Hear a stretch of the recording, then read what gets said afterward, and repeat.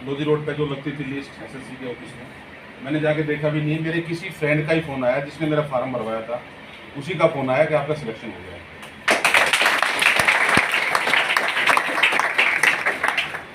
मैं भी एक साधारण परिवार से हूँ, किसान परिवार से हूँ, ठीक है। मेरे घर में भी कोई गाइडेंस करने वाला नहीं था।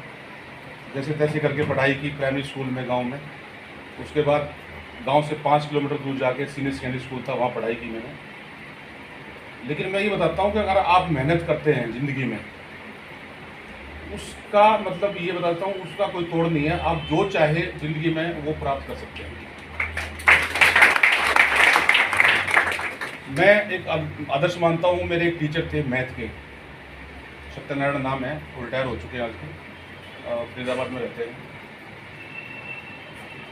वो जितनी मेहनत करते थे मैथ के ऊपर हमारे से, सुबह भी एक्स्ट्रा टाइम में क्लास, शाम को भी क्लास, और उस लेवल पे हम पहुंच गए कि 8th क्लास में भी, जिस टाइम पे गांव में कोई सुविधा नहीं, बैकवर्ड एरिया होता था हमारा भी रजत डिस्ट्रिक्ट में, मेरे 8th क्लास में भी 97% नंबर थे मैथ, और 10th में 99% नंबर थे। और मैं 8वीं क्लास, 9वीं क्लास, 10वीं क्लास, 3 क्लास लगातार टीचर ये बोल देता था किसी भी स्टूडेंट को प्रॉब्लम है तो वो जाके इनके पास जाए, वो आपको ये सोल्यूशन देंगे, इसका वो आपको समझाएंगे। तो उस लेवल पे हमने पढ़ाई की है, मेहनत की है। मैं उनको अपना आदर्श मानता हूँ, जो मैथ टीचर थे, उन्हीं से प्रेरणा मिली मुझे।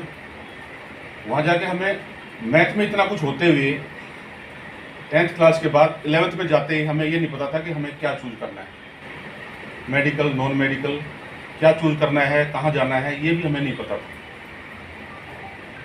तो हमने ले लिया नॉन मेडिकल, नहीं मेडिकल ले लिया हमने।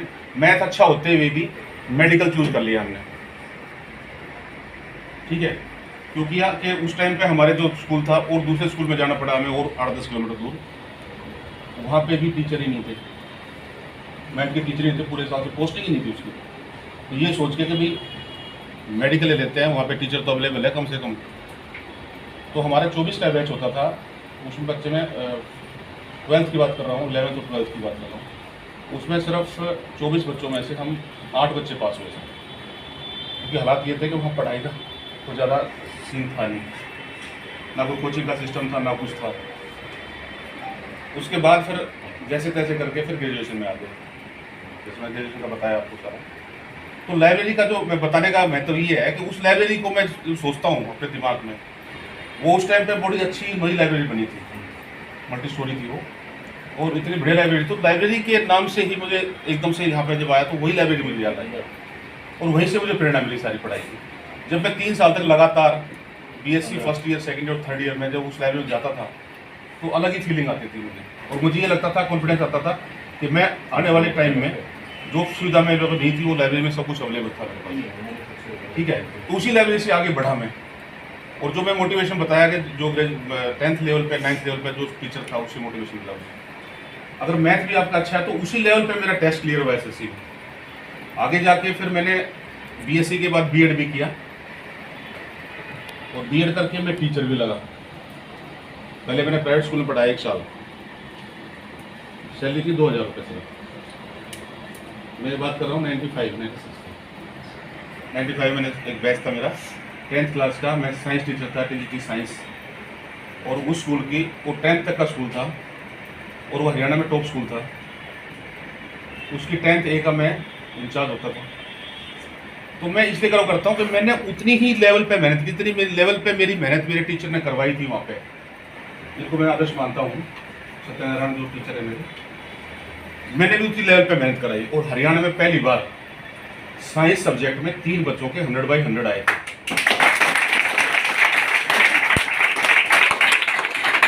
और आज वो उनमें से 3 बच्चों में से 2 बच्चे, एक आईएएस है पंजाब कैडर में, रामवीर नाम है उसका, अब डालेंगे तो रामवीर के नाम से आ जाएगा। अभी वो डीएम थे कहीं, अब वो किसी बोर्ड के चेयरमैन बन गए। और एक आईआरएस हैं दीपक बांगर, आप देखोगे 2008 बैच के, हमारे जयपुर ठाकुर साहब थे, डीसीपी उनके बैचमेट है, उनसे तो लगातार बात होती है। अभी डीआरआई में है वो, ज्वाइंट डायरेक्टर है। तो बड़ी खुशी होती है। उस बैच को मैंने 1 साल पढ़ाया, उसमें 5 सेक्शन होते थे ABCD करके, तो हर सेक्शन को पढ़ाते थे। लेकिन जो बैच क्लास ए होती थी, सेक्शन ए होता था, उसके बच्चे कुछ अलग ही लेवल के थे। जो उनके अंदर जुनून था पढ़ाई का और मेहनत करते थे, वो अलग लेवल के होते थे। जैसे हमने की थी वैसे उनके अंदर थी, और वही बच्चे कामयाब हुए। दूसरे बच्चे भी कामयाब हुए, वो भी जॉब में आए। जब हम पुलिस में भर्ती होके आ गए यहाँ पे, तो एक एडवोकेट मिला, उनका नाम गजराज यादव है। उसने, मैं वर्दी में था कोर्ट के अंदर ही, उन्होंने मेरे पैर छुए, मैं उसको नहीं पहचान पाया। वो कहने लगे, जी आप हमारे गुरुजी हैं, आपने हमें 10th क्लास में पढ़ाया था। वहाँ पे जो और एडवोकेट थे वो कहने लगे, यार तू क्या बेवकूफ़ आदमी है, वकील होके तू पुलिस वाले के पैर छू रहा है। बोला, जी पुलिस वाला नहीं है, मेरा गुरुजी है। ठीक है। एक बार मैं आउटर डिस्ट्रिक्ट के DCP ऑफिस गया पुष्पांजलि क्लेम में, तो वहाँ पे संतरी खड़ा था गेट के ऊपर, सत्येंद्र नाम था उसका। उसने जाते पैर छुए मेरे, मैं समझ गया कि ये भी स्टूडेंट होगा। तो उसने मुझे बताया कि मैं आपसे पढ़ा हुआ हूँ और आपसे शिक्षा लेके और आपसे समझ के सब चीज़ें, आपसे मोटिवेशन लेके मैं भी पुलिस में भर्ती हुआ हूँ।